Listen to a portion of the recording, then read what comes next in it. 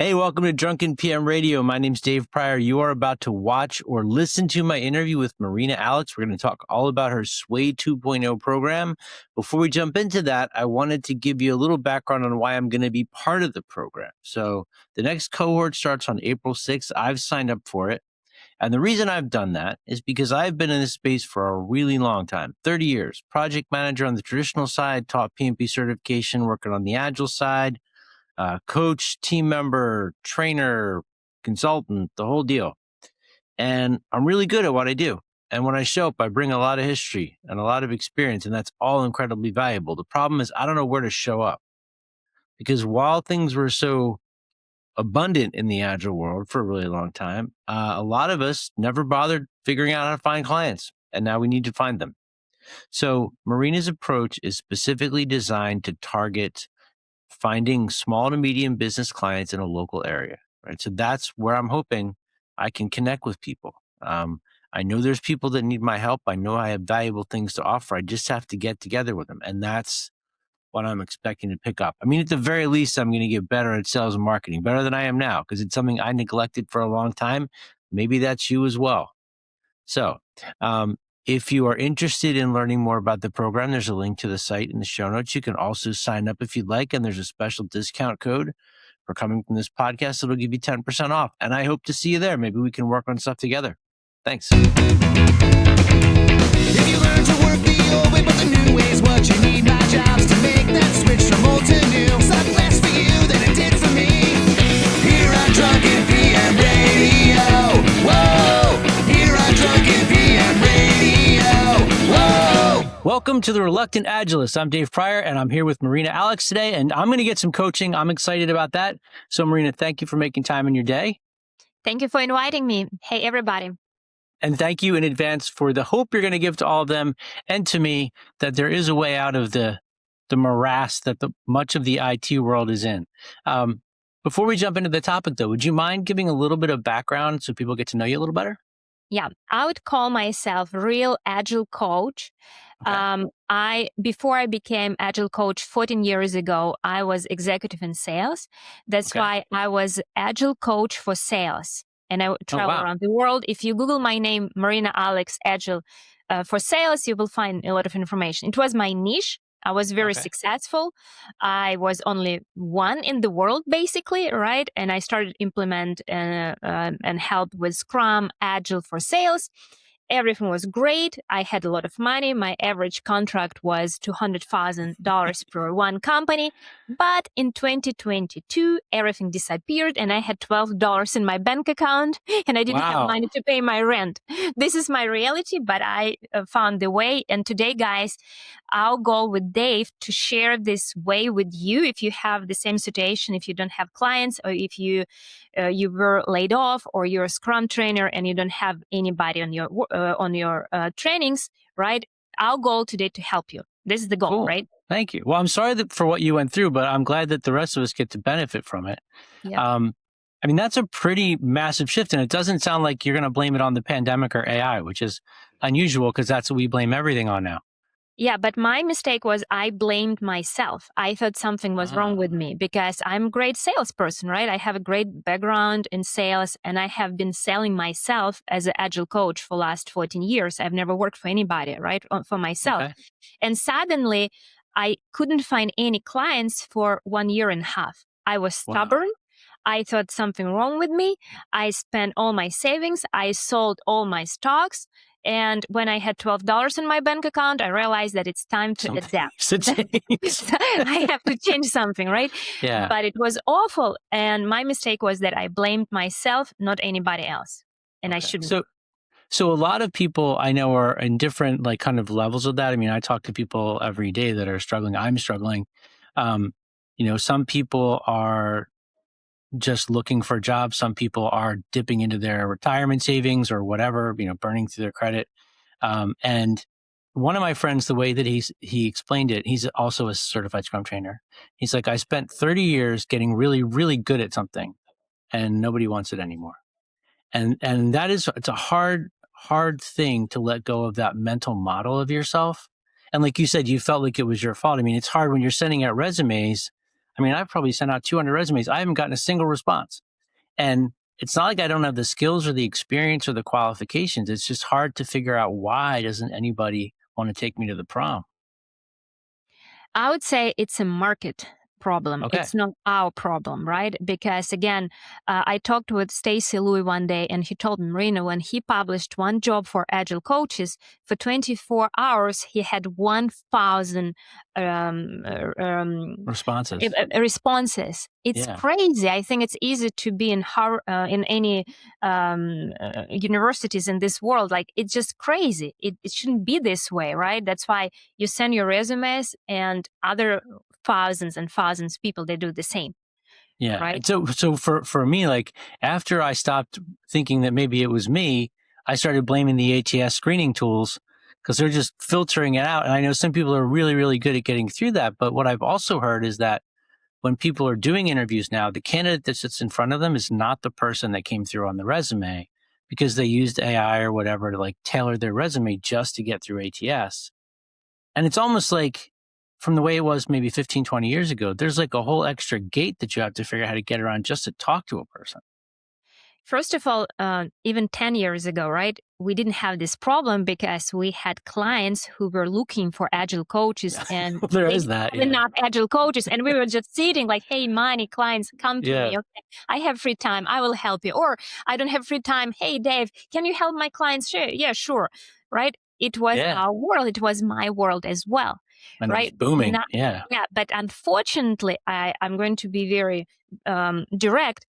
It's gone, and it's never come back. We have to Okay. understand that, and we have to adapt, and we have to find the way how we'll share our value with different market, with different clients, right? But still we'll do what we love. Do you think that there are lessons we should take away from the collapse of it all? I mean, is there Oh my something that God. happened there that you think like, oh, we should be informed by this or watching out for this in the future? Dave, you're asking very dangerous question to me, okay? I'm afraid that people will delete this podcast when I share my opinion, but I will. I do believe that what's happening right now is responsibility of our Agile community, especially for Scrum Org, Scrum Alliance, Agile Alliance, because we were so focusing on selling Scrum certificates. We Yeah. didn't teach Agile coaches how to communicate with business. For 25 years, Wow. nobody outside of IT know what does mean Agile or Scrum. It is Right. our responsibility that we lived in this bubble, IT bubble. We made a lot of money. We were happy, right? But we didn't teach Scrum Masters, Agile coaches how to go and sell those ideas to business, right? To Yeah. enterprise executives, right? If we explore the percentage of successful Agile transformation, it will be less than 1%, right? Well, and that's led us to a place now where, at least what I'm seeing is companies, they couldn't do traditional project management because it seemed too restrictive. So they kind of pretended they were going to do Agile, and they got this sloppy halfway version.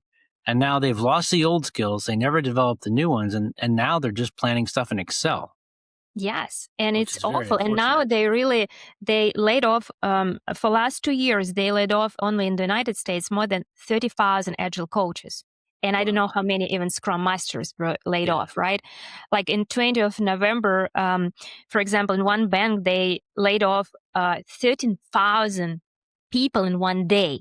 And Wow. 80% were Agile people, Agile teams, right? That's why this is what's happening. And data shows us that, hey, something changed in this market, right? They Yeah. don't need us anymore, right? And because, first of all, outside of IT, they don't understand our value. For example, let's pretend that we're executives, right? And Okay. we need to cut our cost, right?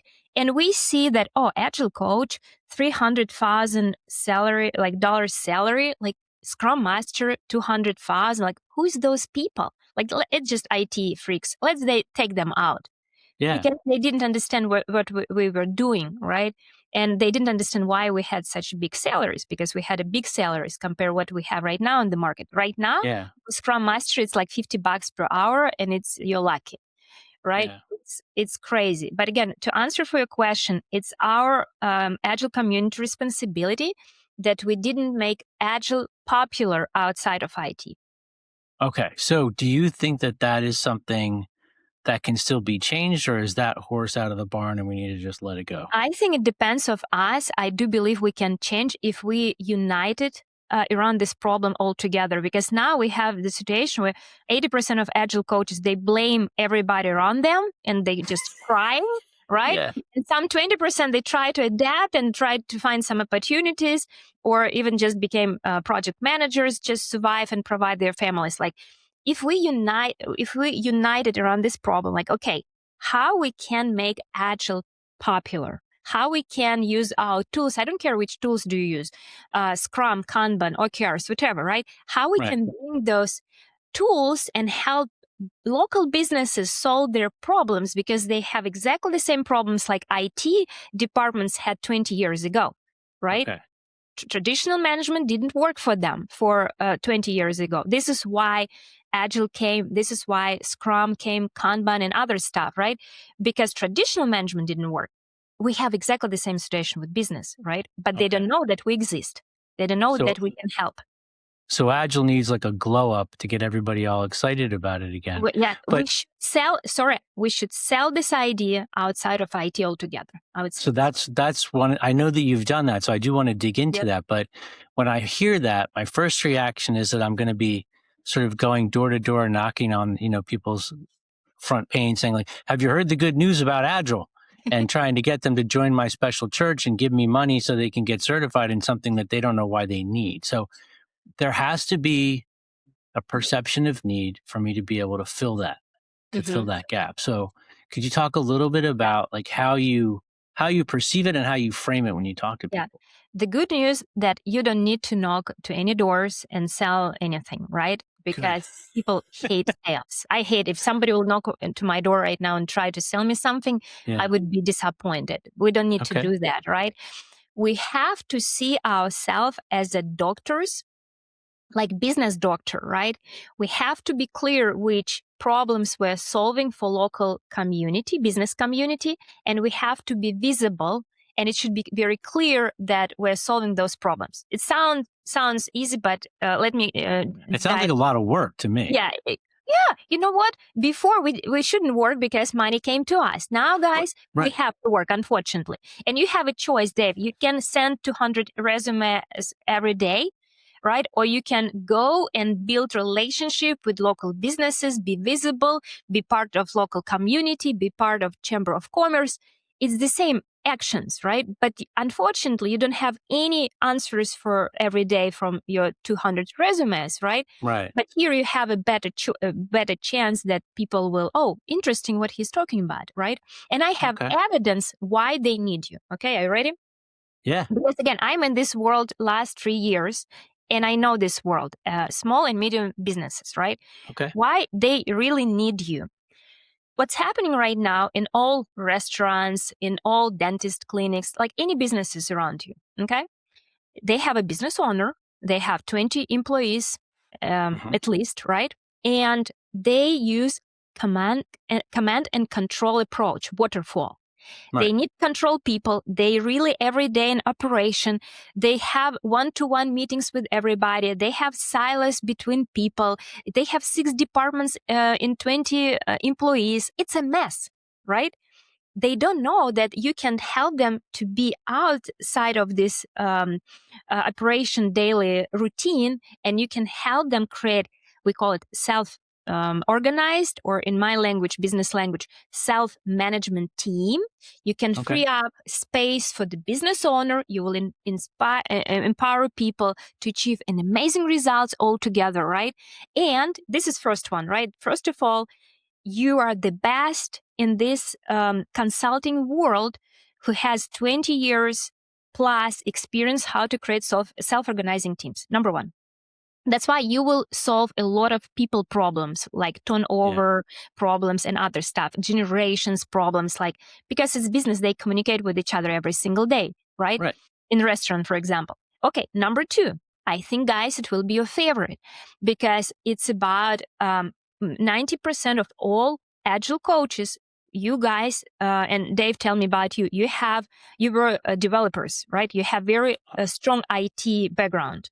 I was never a developer. I came up as a project manager. So my background, which I think from my perspective gives me a different advantage because I can speak and operate in both worlds with ease. Like I can do waterfall, I can do Kanban, I can do Scrum, I can do all that stuff and I can blend it together.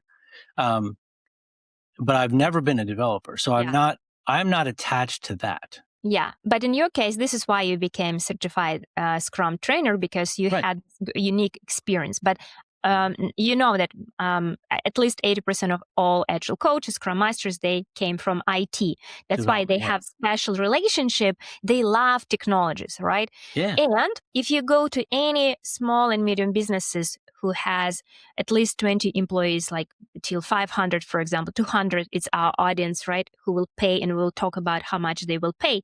They don't have a IT department. They have lack of knowledge of technologies, and they have lack of knowledge. They have their nephew to come in and set up the computers and try to make them work. Help me, right? They don't like it. They hate it, right? And now what's happening? They have 50 people, 7 departments. And in each department, they have different AI, different software. Here, Trello. Here, I don't know, Asana. Somewhere, something else. And it's a silos between technologies. They don't have data. They have so much problems from IT perspective, from AI perspective, and you can help them, right? That's why we're very unique. We have people knowledge how to create strong teams. And we have technologies knowledge as well. Plus, number 3, Dave, let me ask you a question. When last time you was in a restaurant and somebody last time I was in a restaurant, it's a big question to begin with. You go ahead. Yeah. I love your sense of humor. And they ask feedback about your experience. Like, hey, Dave, from 1 to 10, how did you like our restaurant? What should we improve? Have you ever, or when you had this experience? The last time I had that, it's been a while. Yeah. But it used to happen all the time. Oh, wow, you're lucky. Because in my case, nobody asked my opinion as a customer in any restaurants or really? Doctor. No, like nobody. Wow. They have this very like genetic survey, like, hey, from 1 to 10, would you... NPS thing. It's nothing compare feedback loop, right? Which Agile coaches are very good one, right? We build products based on our customers' feedback, right? It's our nature. We know how to put customer first and create this continuous improvement process based on their feedback. Businesses, they don't have it. If you go to any restaurants and just see if they ask ideas what they should improve based on your user experience, it's nothing, because they just don't know that it exists. That's why as a summary, you have at least 3 unique superpower which you can help local businesses. That's why they need you. They just don't know that you exist. And I'll add one to it, because I have a client right now. It's a startup food manufacturer. And I think the value that I bring to the table there is I'm not part of the daily mess that they have going. No, mess is not the right word. The daily mix of what's going on, right? The personalities, all the things they're trying to do, the fact that they don't have enough resources to get the things they want done to grow their business done. Chaos. They call it chaos. Yeah. But as an outsider, I'm able to look at it and see like 3 or 4 things. Like it's right there. Like how can you not acknowledge that that's the thing? And I think a lot of the time it just feels like you're just calling out the obvious, but it's not obvious to the people that are in the middle of the storm. No. And Dave, they never had a privilege to work with people like us because we were busy with enterprise. That's why we didn't pay attention to them. They didn't know that they just didn't have this privilege, right? Yeah. That's why when you just held them with retrospective, they never had retrospectives before. They never put people together and explore how was their work before, what they should improve, right? It just, they're so busy. And then they have the same mistakes again and again. They don't have priority, right? Everything is important. Everything is fire, like everywhere. And they live like this and they're exhausted. Especially with AI right now. Well, I don't want to get into AI yet. I do later, but first I want to focus in on something you said earlier. So you've mentioned dentist's office a couple of times. Yeah. And There is no place on earth that I ever want to go less than the dentist's office. But what I've noticed over the past probably 15, maybe 20 years is that a lot of dentist offices have become part of some kind of efficiency thing where there's a very systematic way that when you enter the door, this happens and this happens. You get handed from one person to the next. They've got those little plastic flags on the sides of the doors to tell people what's going on. And if I walked into an environment like that, I'm not sure how I would pitch my value because they're already paying some efficiency consultant, I'm assuming, to come in and sort them out with what I would guess, I don't know for sure, but is the dental office equivalent of Frederick Taylor and his guys coming in to tell you how to shovel the pig iron? It's a very good question. Let me give you a real example. I had braces for 3 years almost, and I came to my local doctor, and she's the owner of this clinic, and she had around 20 employees in one location. And she was so upset, and I asked, "Hey, why are you so upset? Like, how's business? How's going? How's business? What is your challenges?"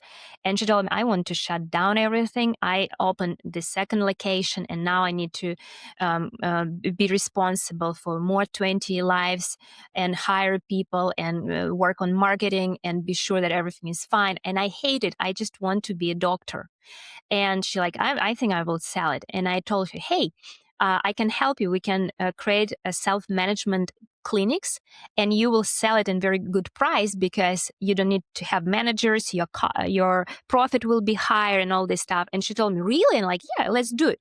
And she told me, "No, if we can do it, I'm not going to sell it." And she was laughing. She didn't believe. I started working with them, and we created self-organized team in 2 locations. We increase revenue dramatically because we just empower people. We change bonus system, everything, right?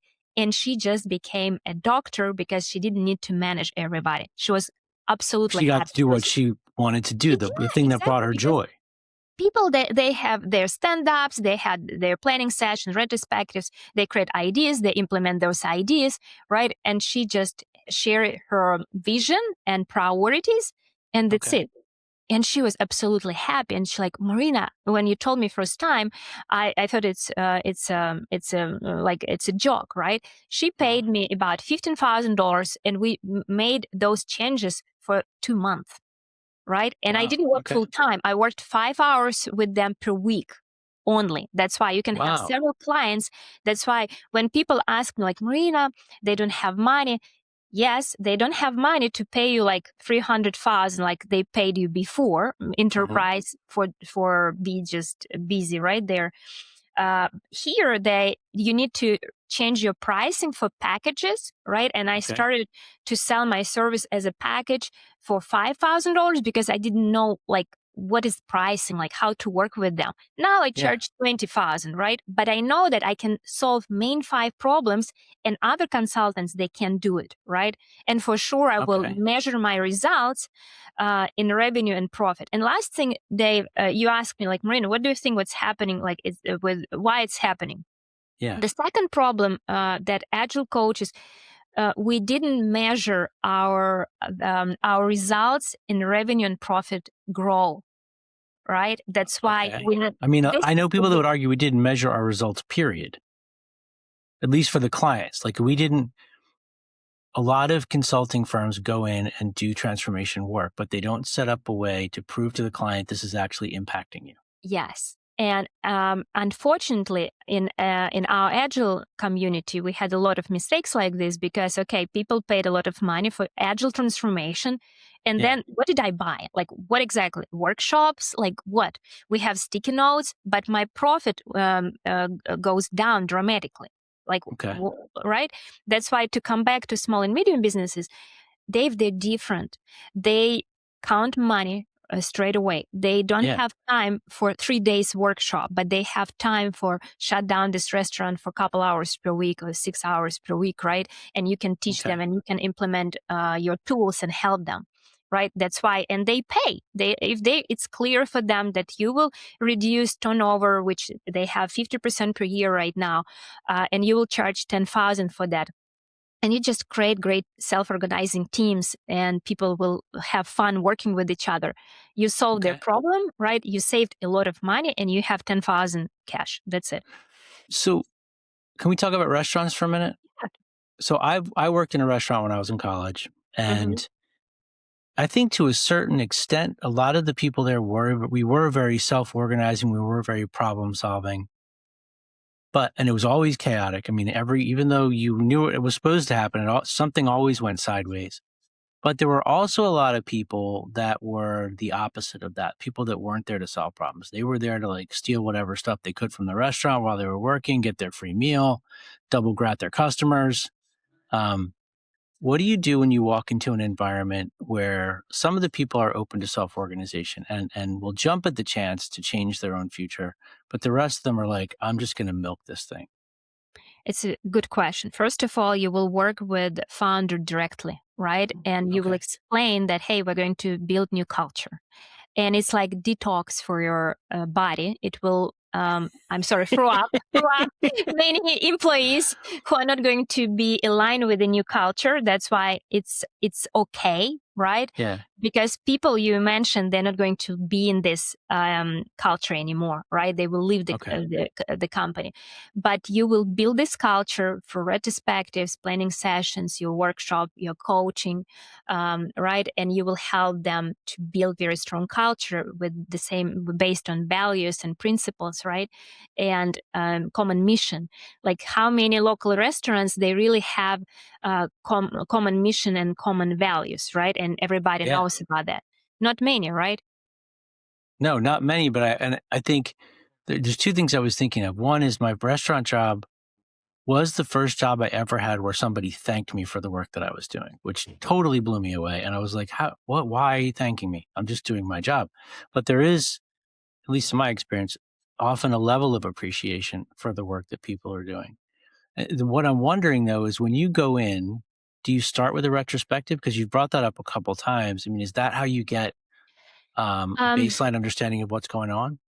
Dave, for last 14 years, I adapted Scrum because I realized, and you remember, right? I worked with sales and we didn't have backlog. We didn't have product. That's why I adapted Scrum. I created Sway system based on Scrum, based on Kanban and Agile. That's why I have my system.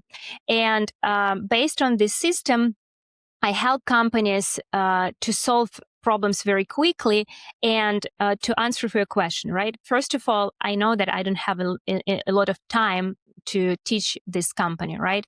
That's why we implement straight away. First of all, step number one, create common goals and common KPIs. It means that, this is our revenue goal for this restaurant, $1 million, for example, right?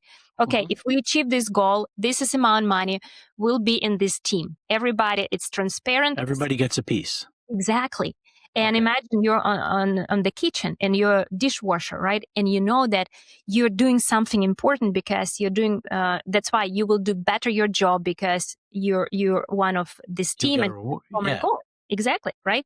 And we usually have two types of goals, revenue or profit, it depends on business, and customer satisfaction goal, right? We always work on that. When you have it in Scrum language, it's like, we have a backlog, After that, we implement 1 week sprints. For businesses, it's perfect. We have planning session in the beginning where everybody plan their work and have they have daily, everyday stand-ups, right, where they're focusing what needs to be done today. Do I need any help, right? And in the end of the sprint, we have demo where demonstrate results. If our goal for this sprint was $50,000, where we are, did we achieve this goal or not? And everybody, and person from dishwasher, everybody standing, and then retrospective, right? And then when I put this system, after, if I see the business, for example, I have a farm right now, right? And people, they have horses, they hate technologies, right? That's why I couldn't help them with the implementation of Kanban software from the beginning. They were not ready. We used just sticky notes. Exactly. I have them. It's really fun. And it was a game changer. And after 4 weeks, they came to me like, Marina, our sticky notes fall down. Maybe we should try something else. I'm like, yes, Kanban Zone. It's a very good software for you, right? And then implement software, right? And then coaching, then AI implementation, then leadership, something else, because they don't have HR as well. That's why you'll help them to be like self-organizing HR people as well. Okay, so when they're doing that initial sort of backlog creation, whatever they're calling it, and the retrospective, am I correct in assuming they're focusing on business process, like how we do the work, as opposed to like we're going to sell 10,000 pizzas? This is a great question. No, this is the difference between Sway, which I created, and Scrum, because we focus only on our business goals. And we have goals for this sprint, and we have quantity and quality goals. For example, $50,000 revenue and increase feedback from our customers from 4.5 to 5, for example, whatever. That's why it's measurable. And Dave, you will love it. In restaurants and everywhere I work, I help them create a big screens where we have data and it's transparent, and people, they see daily where we are based on our revenue and our goals, right? Because they know, it's our bonus. And that's why when you can help them create this data, and they have a mess in data, but that's why they will pay you, just help them to really have those boards as well. That's why. But when they have it, like, okay, what is our goal? Oh, a little more, and they support each other and inspire each other. Anyway, yes, this is basic start. So you're not going in and saying like, hey, I'm going to teach all of you personal Kanban, or we're going to teach all of you Scrum. You are implementing practices that create that environment, but without that sort of classroom lecturing approach. Yes. They don't have time for that anymore. I don't call even, like I have Sway system, but they don't care what I'm doing with them exactly. I always simplify everything. And I think the most important, Dave, I want everybody who listening this podcast today, guys, you have to be very clear what kind of problems they have.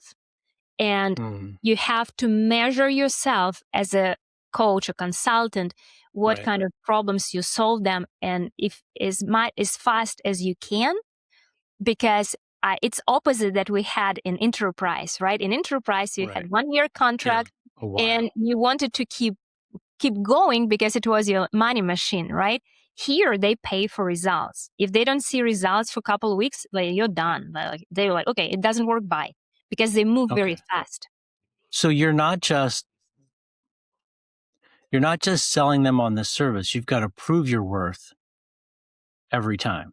So I'm assuming in that goal for the sprint, there's also a goal for you to have a way of showing them, hey, like, look what my presence was able to create an environment for. Yeah, and we have 4 demos per month, 4 times where they demonstrate great results, which they never demonstrate before. That's why, oh my gosh, with Marina, everything is great, right?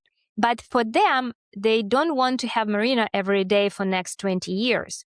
They want to understand, Marina, when you leave, everything will be fine or not?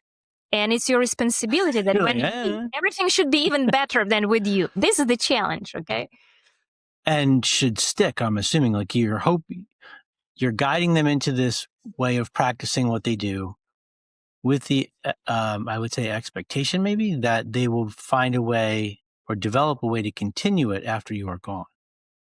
Yeah, I think your job to help them to solve those problems, and then to have this culture, processes, and everything which will work without you as a coach. Everything should work after you. That's why from pricing perspective and from packages perspective, okay, you sold, for example, in the beginning, I don't want you to sell for 20,000, right? Because you need to feel it. Okay, you sold for 5,000, for example, right? Or 7 in the beginning. But after that, you will upsell, or you will tell them about your another service, and you will visit them monthly for big demo or a big retrospective with everybody, right?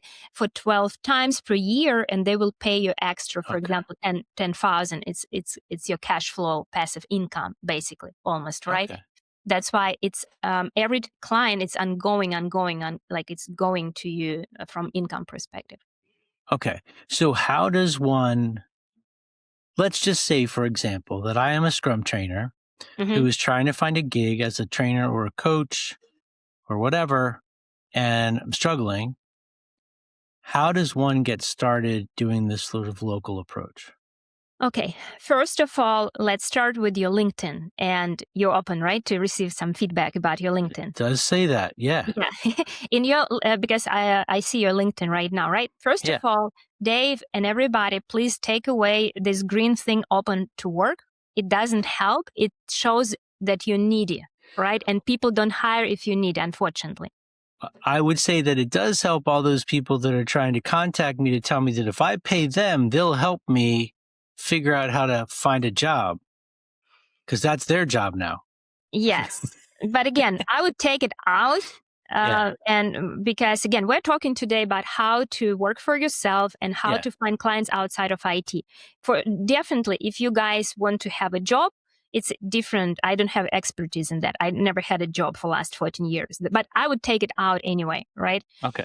Then in your LinkedIn banner on the right, and you can go to my page and you will see it should be very clear which problems you're solving in business language. It doesn't matter. Are you going to work with small businesses or medium, maybe with large organizations, right? It should be very clear, like what kind of problems you're solving. Because people buy your service because they have problems, not because they fall in love with Scrum, right? Right.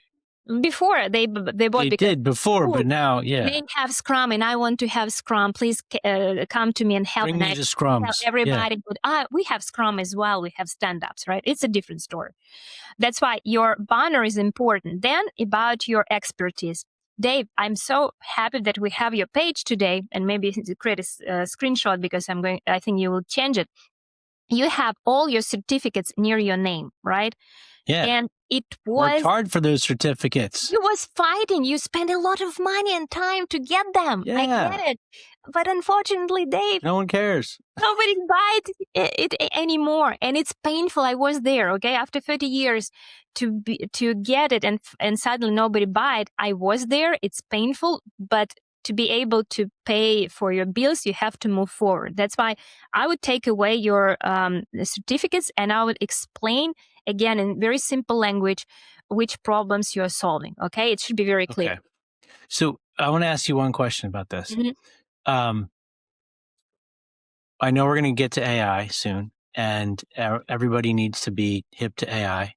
Mm-hmm. And if you don't have a job where you're using AI actively, you have to figure out a way to demonstrate some level of comfort, knowledge, experience, whatever. So I am in the process of pursuing 2 AI certifications, which has been incredibly valuable for me in terms of understanding. Like I could actually have a reasonable conversation with an executive about AI strategy right now, which I couldn't 6 months ago. With the certificates, I mean, if that is a way of demonstrating, I've made my bones, like I can have this conversation. Wouldn't you want that in there? Dave, for enterprise, maybe, right? Okay. For me, people paid me a lot of money so far and they never ask any certificates, right? Because I don't have any certificates about AI, but I'm very good on that, right?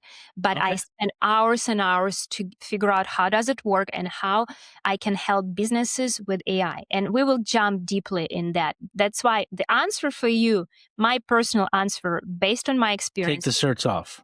Forget about certificates, but pay attention, like be very good in AI. Like I'm very good, right? And I teach others. We have an academy and I teach others about AI, right? But it should be very practical AI, how you can help businesses to solve their problems with AI. That's why it's different. We should have several podcasts, to jump there. We can do that. Yeah. Yeah. That's why AI, it's very important, but not from coaching perspective. How can I be better coach with AI? No, for example, me, Dave, right now I have 2 businesses. I have consulting business and I have This Way Academy, right? It's 2 completely different businesses. My emails are checking by AI. My all pictures are created by AI. All my social media, it's built by AI, right? With my brain for sure. Sure. Like I use about 50 different AIs every single day. When I go to the business, to local businesses, right? And I explore what they have and they need basic stuff. Like they don't know how to use ChatGPT. They don't know how to write prompts. They don't know how to use Claude from research perspective and all this stuff, right? That's why they need very basic stuff in how to implement. That's why you don't need to be a guru how to create code, but you have to understand how you, for example, in my case right now, for one client, I build them and I help them use Claude, which automatically send emails, connect with the customers, and do all this stuff automatically, right? Okay. I did it with no IT background. If I can do it, everybody who is listening to this podcast, they can do it. But let's see the situation in a different way. You're a business doctor, right? You're solving problems for local businesses. One of the problem for them to understand what is AI, is it dangerous or what is that? Why everybody crazy? How can I implement AI in my restaurant?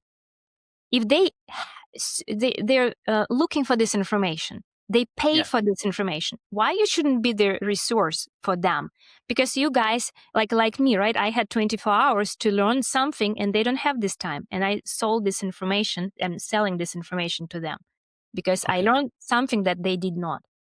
So as a business doctor, you go in and let's say that there is one or two people that know about AI and they're all drunk with the LLMs and creating look at what we can do. And they want to use it to figure out how to run their business better. But all the data that they're collecting from sales or whatever on the back end is just a mess. If you walk in and you're like, yeah, AI can do a lot of amazing things, but if you don't get your data in order, it's not going to help you at all.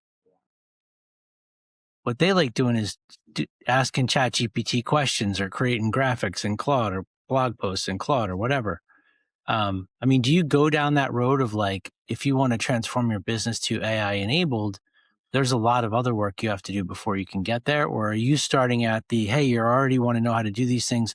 Let's use Claude or Gemini or whatever and leverage that capability for now to just get you through the top of the funnel? Great question. First of all, I have a rule. I never make my clients' life more complicated than it was before. Okay. If I scared them with all this stuff, they were like, oh my gosh, we're not ready for that. Right. That's why I wouldn't do it for sure. But I would start with very simple. Like simplicity is the key, right? Like, okay, guys, I need your data. I want to see for last 3 years your revenue and your profit and your spending. It's very basic stuff, right? Okay, I want to know. And sometimes they don't have this data, right? And like, hey, we should fix it, but we'll fix it later. Now they do it manually, right? They do it in Excel. I will show them how to do it in Claude. I did all my taxes in Claude, and for sure I will help them. Or I will invite some my friends, Agile friends, who are very they're focusing on data, and they will help them create one dashboard. Bring people in, okay? Sure, because I don't like to create dashboard, but I have great friends, Agile friends, who loves it. They work for my clients, and I have passive income. Yeah, great. That's why it's based on their. But again, Dave, they need very basic stuff right now. Let me give you a very quick example. I worked with recently. I worked with one farm. They have 65 acres of land, horses, all this stuff. And my job was to help them fall in love with AI, and they didn't in the beginning. Like, Marina, we work with horses, maintains. We don't need it. We don't open our computer during the day. We just don't need it. Still, I push them, okay? In retrospectives, I show them how to create good prompts in ChatGPT. I was sure that everybody download ChatGPT. One day they called me and I was in microphone and they were loud, like, Marina, we need to tell you something. And I thought maybe it's fire, maybe somebody died. Like, I was all the horses died, here, like, something happened. And like, Marina, we have very expensive tractor and it was, it didn't work. And we wanted to hire someone and it was $1,500 just to check it. And then we remember about you and we took pictures and we created great prompt and ChatGPT explained them how to fix this tractor and they did it all together as a team. They were absolutely happy. After that, they started to use ChatGPT and Claude on daily basis when they really see something on the horse. I mean, AI has mistakes, right? You have to teach people that right now you need to use your brain more than ever, because I love this metaphor. and somebody shared with me, and I share it with my clients when I teach them about AI. I have a picture of a vacuum machine, like robot, which cleaning. Yeah. What is the name? Like, how do you call it? I think it's called Roomy. Yeah, something like that. But they know what you mean. Yeah, it's just it's a robot. The thing that scares your cats. It's a robot. It cleans your carpet every single day, like AI. Right. It's wonderful, right? But one day, imagine that your dog would poop everywhere because something happened, and your robot will clean it and put these poops everywhere, right? That's why it's exactly what's happening with AI. I'm sorry, but if you give AI tools to people who don't think at all, right? Yeah. And it will produce awful results, just awful. That's why you need to have more proactive and smart people than ever before. So how do you find the clients? I mean, so I would like to do another one just on the AI part of it later on. But for now, because we only have a few minutes left. Yeah. How does somebody start finding these clients? Like, you got down to $12 in your bank account, you went out, you found people. How did you do that? It's a good question, and we need to have several hours, right? This is what I teach. Well, they should take my Sway course, and then I'll teach them all about it. This is what I teach in the program, but it's 3 months program, Dave, how to learn how to sell, right? Anyway, what you can do straight away. Step number 1, to really work on your social media. Create value, publish some good stuff 3 times per week. It's important. Social media are important. 3 times a week? 3 times per week. It's minimum. Yeah. It's minimum, right? And what on TikTok, Pinterest, Facebook, use LinkedIn and Facebook. It depends where is your audience. LinkedIn and Facebook will be fine. You don't need to have all social media right now. You need to make money. You have to be very focused on revenue, right? Because hopefully you're not in the same situation like I was with $12, but very close, many of you, right? That's why first, you have to create a revenue goal. Okay, how much money I want to make? For example, I don't know, 50,000 right now. For some reasons. Yeah. Okay. This is the goal to pay my, I don't know, whatever. Okay. This is the goal. For 50,000, what I can sell, I just need 5 clients for 10,000. Okay. I get it. Then you go to local chamber of commerce. You go to different associations for business associations, entrepreneur centers, and even if you don't have any money right now to buy their membership, because their membership about $400 per year, for example, I would buy it. But if you don't have money, it's okay. Go to all 3 events. They have 3 events. Be in all business meetings in your location as much as you can. For example, in your case, Austin. Yeah. Austin, businesses from Austin, if I call them after 2 years and I will ask your name, they should tell me who you are. Straight away. Okay. Everybody should know your name. You have to be visible, right? Okay. Then number 3, to explain in very simple language, and this is the trickiest part, right? Because you can say that I'm an Agile coach, okay? What? They don't care. What is that? It's coaching, it's something, it's football, you do yoga? And yoga, no. That's why you have to rebrand yourself. I call myself modern management, AI and modern management expert. Modern, it's simple management. It's simple something new plus AI, because everybody crazy about AI. And everybody knows what I do, because I always explain, without humans, nothing happened. You need to have a strong teams plus AI, right? That's why I cover all those problems. And then again, be a speaker in local events, really meet people, ask them about their problems, and just help them to solve them. And if you don't feel, because we have, Dave, I helped 100 Agile coaches so far, right? Wow. 90% of them, they were deep introverts. And for them, it was very difficult to have first steps. I'm an introvert. Yeah. And just tell everybody, hey, I'm Dave. It's tough, okay? I live here 30 years, but nobody know me. Now I decided. Yeah. No, just listen them. Be introvert. Be you. Just ask them, hey, what is your business? What is your problems? Be listener. You have a restaurant. What is your top 3 problems? I'm doing research. I'm just curious, right? And then, look, this is what exactly I have been doing for the last 20 years, but for enterprise. And now, and you can write down, all of you, now I have a mission to help local business community and solve problems, because I've done it for enterprise, and now I have a mission to serve my community. And so this is a really interesting spin. So you're in Tennessee, right? Yeah. Okay. So you are, I mean, there's social media that goes out to the world, but you're like in meat space media, going and meeting people, getting the word. I mean, it's pretty old school, but you're there when they're talking about what's going on. You might have a solution. You might just be able to ask them questions that make them want to ask you more questions. And that's how you're kicking off the gig.